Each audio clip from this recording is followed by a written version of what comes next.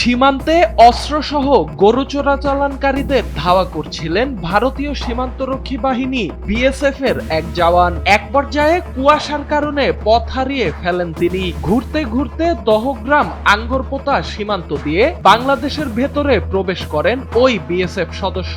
এ সময় ওই এলাকায় টহল দিচ্ছিলেন বিজিবি সদস্যরা। অস্ত্রসহ বিএসএফ সদস্যকে দেখতে পেয়ে সঙ্গে সঙ্গে তাকে আটক করে বিজিবি ক্যাম্পে নিয়ে আসা হয়। প্রেস বিজ্ঞপ্তির মাধ্যমে ঘটনার সত্যতা নিশ্চিত করেছে বিজিবি রংপুর ব্যাটালিয়ন।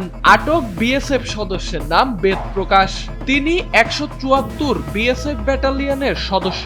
তার কাছ থেকে একটি শটগান, 2 রাউন্ড গুলি, একটি ওয়্যারলেস সেট এবং একটি অ্যান্ড্রয়েড ফোন উদ্ধার করা হয়েছে।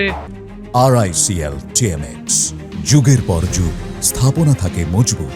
এ ঘটনায় ভারতীয় সীমান্তরক্ষী বাহিনী বিএসএফ এর সঙ্গে যোগাযোগ করে বিজিবি। আটক সদস্যের পরিচয় নিশ্চিত করে ভুলবশত সীমান্ত অতিক্রমের ঘটনায় বিএসএফ এর পক্ষ থেকে দুঃখ প্রকাশ করা হয়। একই সঙ্গে আটককৃত সদস্যকে ফেরত দেওয়ার জন্য বিশেষভাবে অনুরোধ জানানো হয়।